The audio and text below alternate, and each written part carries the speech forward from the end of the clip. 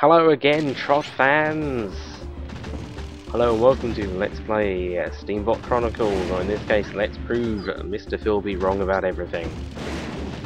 Yes, you can, in fact, lose to Dudley without getting a game over. Thank you, Timmy, for pointing this out. I'm not 100% sure why I thought I would get game over, as I can't actually think of a single Trotmobile fight in the game that ends that way. Not even some of the final bosses. Losing to them simply affects the ending that you get. So admittedly, most of the one-on-one Trotmobile fights are in the arena. Well, you wouldn't expect to get game over now, would you? Anyway, we lost.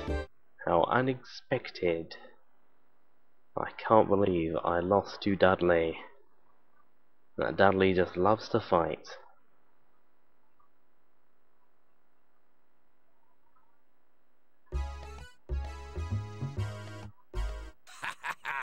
Nobody in this fort can even hope to match the great Dudley.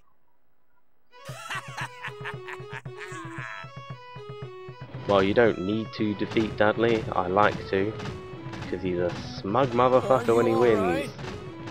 Anyway, because Jimmy actually turned out to be popular with at least one person, here's a bit more of Jimmy. My name's Jimmy. Hello, Jimmy. Everyone calls me Wuss or Wussy. Or Jimmy the Big Fat Wuss. He's seen this, but here's a response we haven't seen. I'm Vanilla. Vanilla? Like the vanilla? You're so strong and brave. Jimmy. I don't know why, but that always makes me laugh. Also ask him for food. I'm hungry. Oh, I didn't realize. This is mine, but you can have it. Anyway, enough of that nonsense. Here we are after we defeated Jimmy. Sorry, not Jimmy, Dudley. We defeated him and now we're here. That's the canon. Dudley went down. Well, this is lovely Fort Raven. We're gonna have a look round at the various accoutrements and things. I'm not sure what accoutrements means. I'm not sure if it's applicable in this situation, but I said it anyway. There's Jimmy with his lovely chicken plate. Jimmy's going to talk about the Fen ruins. I'm going to talk over him though. Now, Fort Raven is the entrance to the Fen ruins, which is the first dungeon in the game, the first of 3. What this game likes to do is have lots of mechanics, but then have them actually really quite limited and short. So we've got a whole dungeon crawling sort of sub-game thing, but there's only 3 dungeons. And each of those dungeons only has 3 levels, so that's a total of 9 levels of dungeon action. They are randomly generated though, so I guess there's that. Unfortunately, we cannot go into the Fen ruins. Well, we could do, but I don't want to. I don't want to because there is a glitch. If we do the dungeons in the intended order, then something messes up and you end up getting 2 of one sort of artifact. Well, you're only supposed to get 1. And what this does is overwrite your chance to get another source of artifact. And that ruins the museum side quest. You cannot get all the artifacts for the museum, and therefore you cannot complete it, and you cannot get the museum plate. And this is an all-plate run, a 100% plates, baby, yeah. So we're gonna leave the Fen ruins for a while. Here's a guy, and let's talk to him. Very easy to miss this guy, and you really do not want to miss this guy.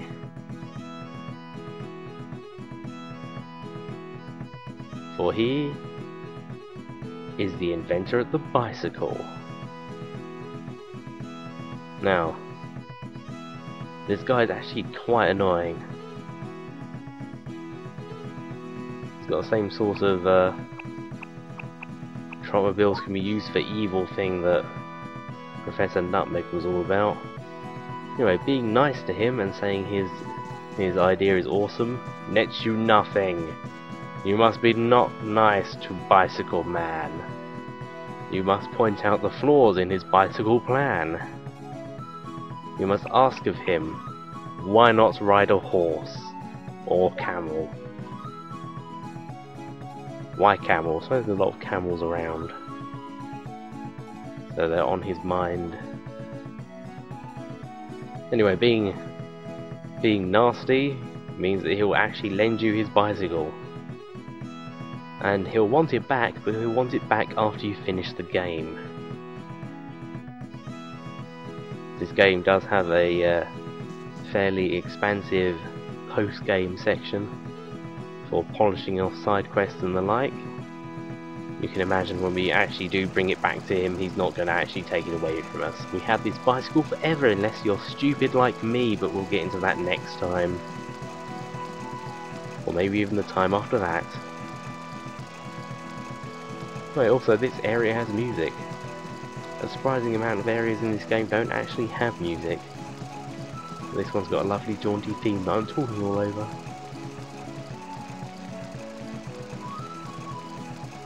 Well, the way the bicycle works is that when you park your Trotmobile, you'll get a little pylon. There's the ruins, we're not going there. No point going in without a Trotmobile anyway. Anyway, there's a pylon, you go to it and you have a bicycle. And when you press A, when you come to a stop, it drops the pylon and you're on your feet. You need to go back to the pylon to use it again, unless you move your Trotmobile and park it again though. I think you might have the option to actually call your bicycle from parking spots as well. Anyway, here's Dudley's machine. It's got bull horns and it's got an awesome Spider-Man logo. Yeah, it looks like he's got a sword and a spiky ball. He knows the secret of the spiky balls. Right, over here we have the Deloche Emporium. They don't have a lot at the moment because they've only just been started up. The Deloche Emporium is the caravan merchants that we're going to be taking across the desert eventually. Maybe at the end of this update. I did call it Into the Desert after all. You'd imagine that at some point we'll be going into the desert. We certainly wouldn't be spending 25 minutes not in the desert. Oh no, wait. Anyway, that guy will actually buy your coal and amber and sell some lovely things, like this book, which I'll post in the thread. Also grab ourselves some lipstick and some dessert bread. Or is it desert bread? And some cheese and turmeric, why the hell not? Why wouldn't I want that? Anyway, we're still dressed as a chef, I noticed. Not for long. Let's see when this guy wants to leave. He said he wanted to leave soon, I think. Lovely caravan of Trotmobiles. Trotmobiles with no weaponry, crucially. Hello, guy. Delson. When he said he wanted to leave in a while, he actually meant in the morning. So we've got to actually sleep and then come back. He also gave us a plate which we will be putting on later.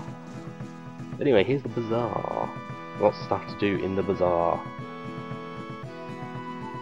Connie doesn't want to come into the bazaar. The bazaar actually lags the frame rate slightly because there's so many NPCs in one area. Let's have a look at these stalls.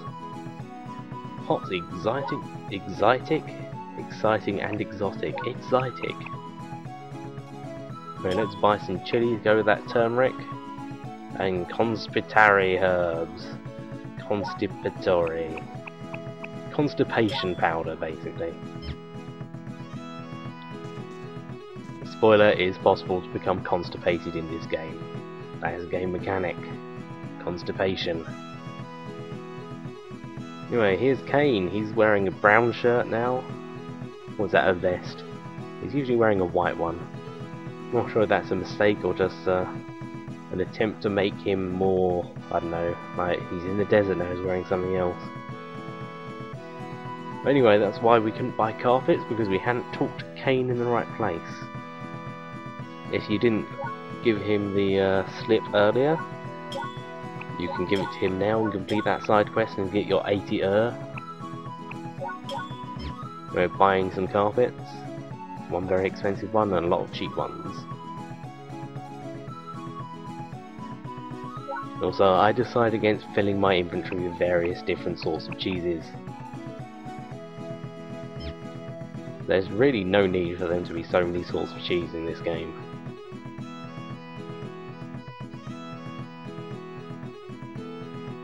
This guy will buy water. Jimmy mentioned that, if you actually read that. And over here is another guy who will buy other stuff. Oh no, wait, no, he's just standing in front of some crates and he'll talk to us about selling things. Well, I've got easy access to a guide that tells me the best place to sell everything, so hooray. Also, belly dancer. What sort of noise does a belly dancer make? Let's see. Who? Shazam! I am a belly dancer. Be mesmerized by my belly.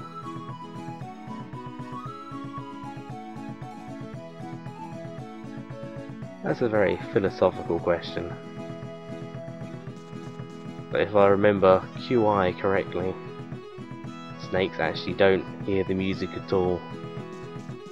They're actually mesmerized by the movements and the colours of the flute. Well, that snake is actually facing the other way, so I don't know, maybe it's got implants. Hearing implants. Fruit stand! We don't want no potatoes, we'll get them for free. Let's buy some watermelons and some oranges, in case we get scurvy. Now this guy sells antiques apparently. Find out what he really sells in a moment. So nothing this woman says makes any sense. Nature's perfect decoration antiques. They're man-made, lady. Also, you're dressed like Cleopatra, I don't understand. What he does sell is really cheap furniture. By cheap, I mean crap. Also, desert crafts. 60 for dirty curtains. It's all the sort of thing that I imagine you probably find in a chest somewhere. There's like all those doorways in Nephroburg you never go into. I found a dirty chair in one of them. Anyway, here's where we really want to be. This is the only very important shop here. The clothing merchant. We can buy stuff we can't get anywhere else here. Well, anywhere else that isn't further on than here. There's a lot of, let's put them on. Hooray! We also give Connie the female version of the desert garb. Finally used for the gift giving system.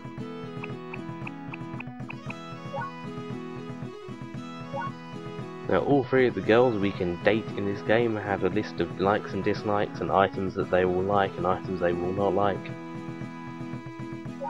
And there's basically, if you've got a guide, it's just a long list of stuff to give to them. And then you win the dating. You win a girlfriend.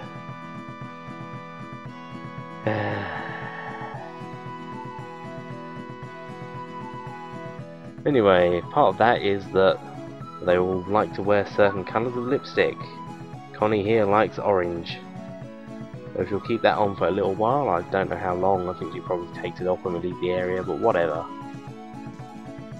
If we were to give her some blue stuff, she would refuse to wear it. Well, that man was injured, but he's taken the same job that we have. Oh dear. Oh. Maybe it's more dangerous than we thought. Oh, beds. There's beds over here. No option to buy sausages, though, so, These are not the best beds in town. Well, they are literally the only beds in town. This guy has one source of bread and we already got 4 of them, so no money for you, bread merchant.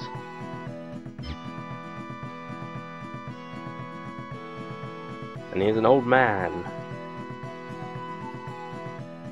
He can only eat bread. His life is sad. Well, there are some very delicious sorts of bread. Maybe it's not that bad. Anyway, this guy's selling jerk chicken, mutton, beef and pork.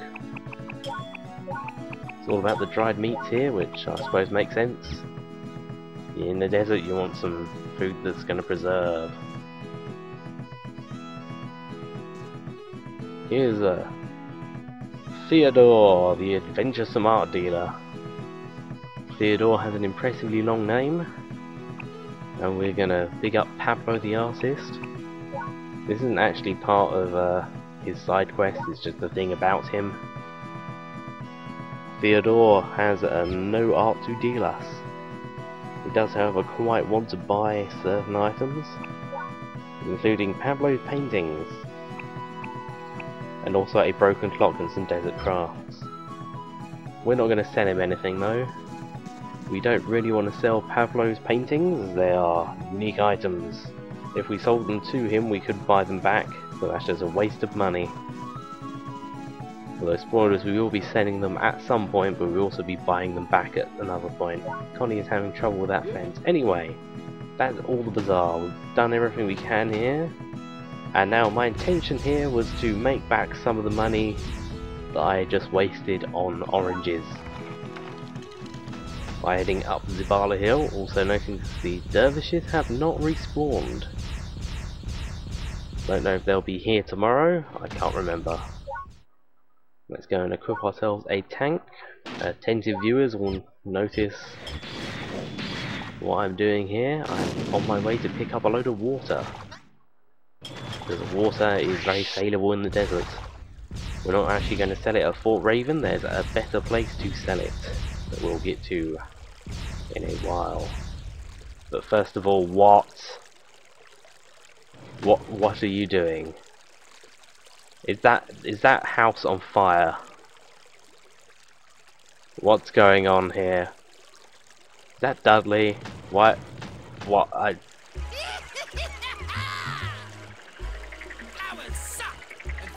I don't understand. Stop it! You're hurting those poor flowers! What?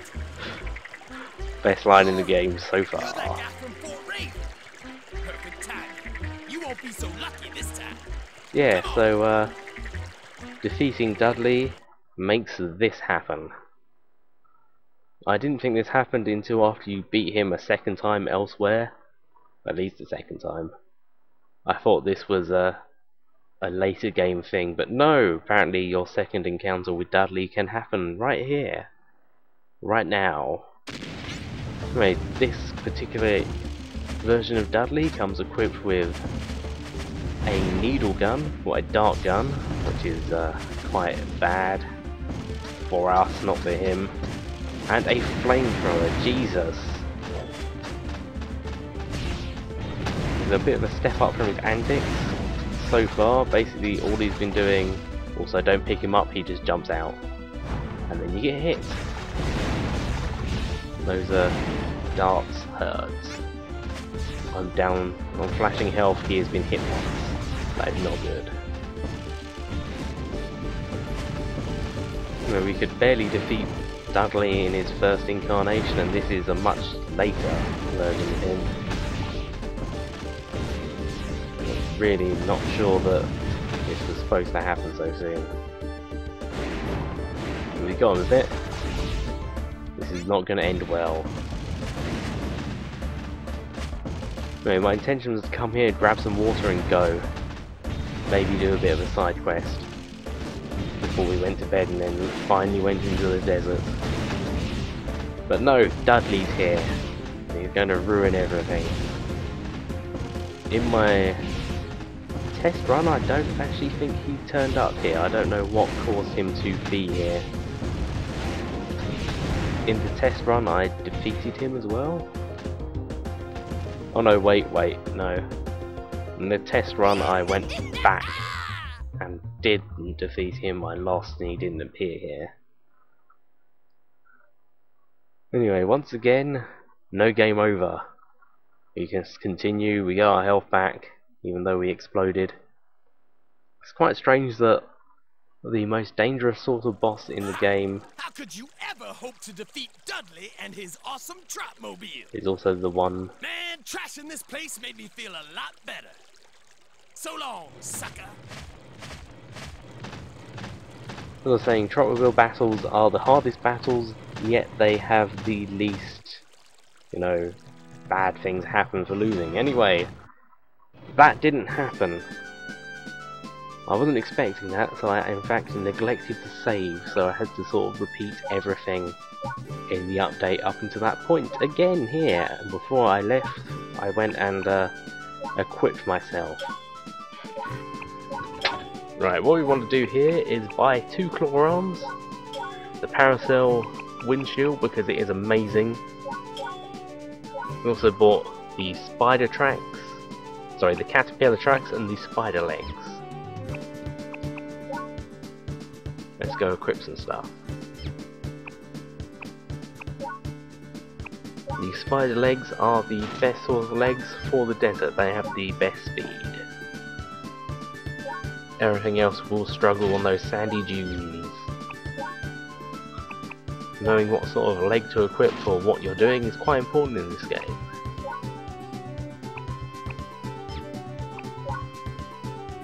Anyway, put that tank back on. We got our legs. And the Parasol windshield. The big umbrella. Now, why did we want 2 claws? Because we can make the spiked ball. Combining a claw arm and the ball and chain gives us a spiked ball, the weapon that the boss elephant, sorry, ex-boss elephant and Dudley in fact were using earlier. Simply does more damage, it might be more durable, I'm not sure, I didn't really look at it. And the claw arm is a melee weapon, but it is more powerful than the sword arm, I believe. A bit less range though. Also, we're overweight by 11. But unfortunately, as sad as it is, the elephant grill has to go. We'll put the bright grill back on.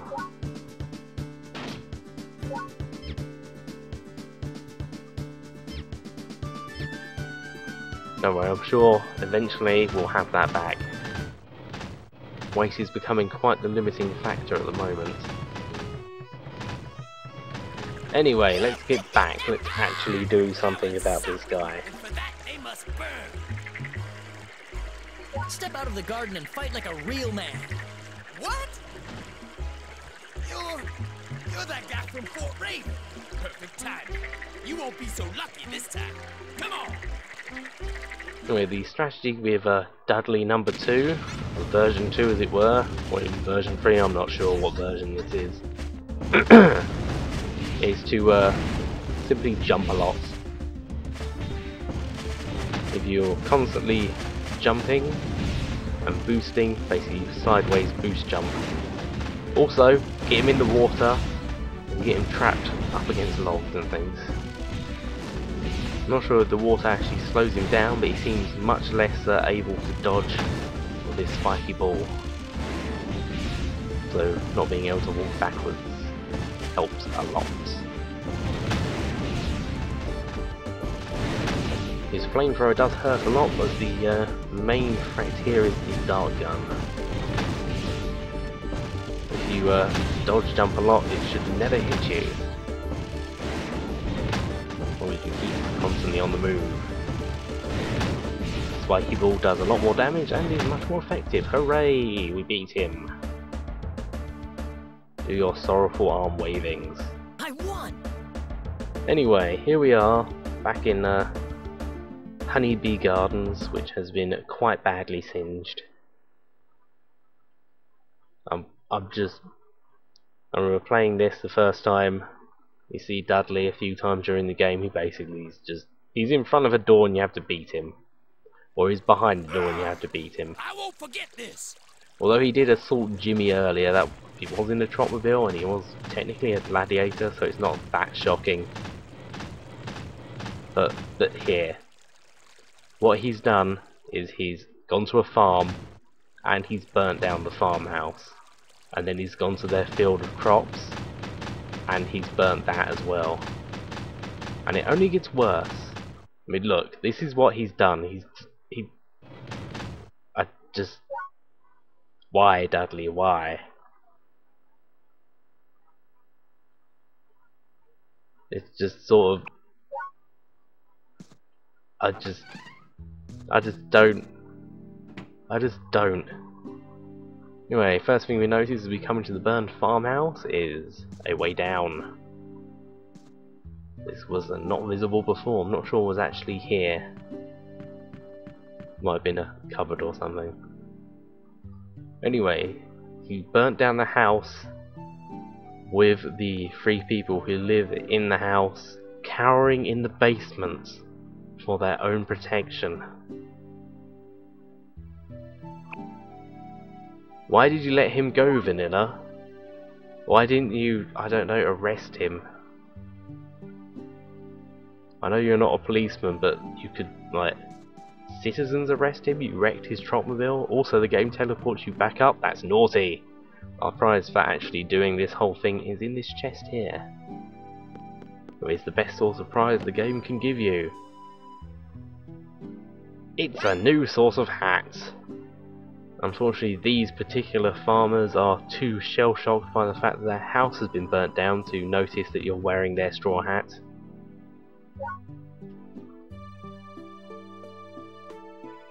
Oh, you're welcome. I'm sure he would have got bored and gone away at some point, but...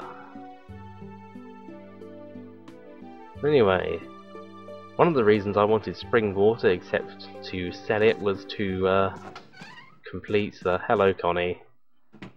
To complete Flora's side quest at the orphanage. The beekeeper's daughter is who we have to actually talk to for seeds, I believe. However, she's not really in a receptive mood for hearing about orphans and seeds at the moment. We don't even have the option to bring it up with her. Jesus Christ, Dudley. Jesus Christ. But anyway, enough about that, let's have some water. And now let's head back, but first there's actually something I want to demonstrate, to show off as it were. Right, over here we got 2 trees. Normal looking trees, they're the normal sorts, you pick them up and you throw them, that's all they do. However, over here we have a slightly different tree. There's something that's very hard to actually notice. You can't pick it up, but you can take mulberry leaves, which requires the basket part. We don't actually have the basket part, I don't think. I could be wrong. But anyway, there's a couple of those trees in the Vision Ranch as well. I didn't even know that mulberry leaves was a commodity that you could trade. Let alone one of the ones you can trade for free. Probably not the best commodity to trade for free. The actual best free commodity is something we've already seen, but we don't have the means to collect yet. Here we are, the Vagrant Arachnid. Well, the spider legs seem to always override the second thing you get. Or maybe not always, but a lot of the time. It's generally quite inconsistent in choosing which sort of things are actually represented in your nickname. Usually the first time you wear a particular sort of clothing or equip a certain type of frame, you'll have that turn up in your nickname. See, there's one-time only ones like Boss. Although actually, when you equip the elephant grill, I think that might turn up Boss occasionally as well.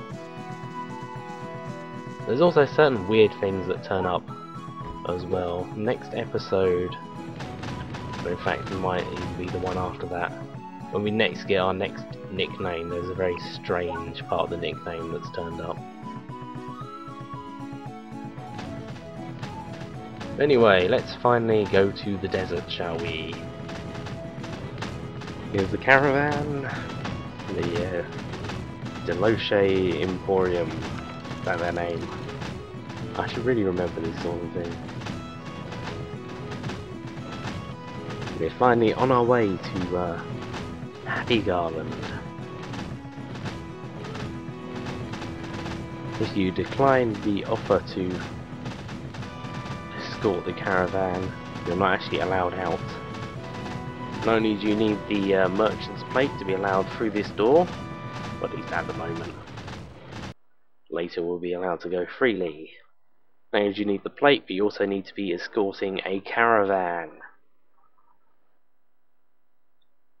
So this is very much part of the game that you have to do. Alright, there is a prize for doing well. It's just the Sabia Desert from here on out. It's pretty vast, so you shouldn't just wander around blindly. Stay close if at all possible. If you get too far out, I'll shoot flares so you can find us. Be as careful as possible. If you run low on gas, talk to the man in the rear trotmobile. Thieves have become very aggressive lately. I believe they're called the Desert Hornets. Wherever they are, we need your protection to get through. Yes, another new source of bandit there, the Desert Hornets. We'll be seeing them in a bit. They're actually the most dangerous trotmobiles we've come across so far, really. They're fast, they have a powerful ranged attack. We won't really get to see that much of them this time. Given the nature of our mission here, we will be dispatching them as quickly and cleanly as possible. Which is not particularly cleanly and not particularly quickly. So this desert is littered with bits of trotmobile. This whole area is basically a large circle. The 4 cardinal directions have 4 separate exits. We just came from Fort Raven. We'll be seeing the exit we're heading for in a bit. It's directly opposite, I believe. Also, there's an oasis in the middle, which is where we're actually heading at the moment. This is a 2-stage journey, as it were. The Desert Hornets are coming! The minimap's up, that means enemies are around. Also, look inside that trotmobile for a bit. They're not on the minimap yet, but they are very, very speedy. As soon as we see them appear, they'll be pretty much on top of us. Anyway, here they are. There's Wasps, and there's the Hornet XGE. The red one is the leader. You want to destroy the leader as quickly as possible. Once you take out the leader, they will lose interest and go away. You see they have a sort of cannon thing. See, they stopped attacking now, but the cannon really, really does do a lot of damage. It can stun lock you as well. If you don't have a shield, or if you do have a shield and you don't use it, you can really get wrecked by them. The desert is a very, very big area. Well, for this game at least. Given that you're riding in a robot, you can actually cross it well, from side to side. Probably takes about a minute to 2 minutes. At each exit there's basically a place to get refueled, but if you're wandering around the desert, it's very easy to run out of fuel. It's a good thing the enemies drop fuel, really. They will be your way of avoiding the dreaded no fuel status, which we haven't seen yet, but believe me, we'll be seeing that soon. So here we are, the oasis. We'll make camp here. We roll out in the morning, so everybody meet back then. Okay, we literally gone like a minute. It's morning already, and now you want to go to sleep. What the hell? Anyway, that's it. See you next time.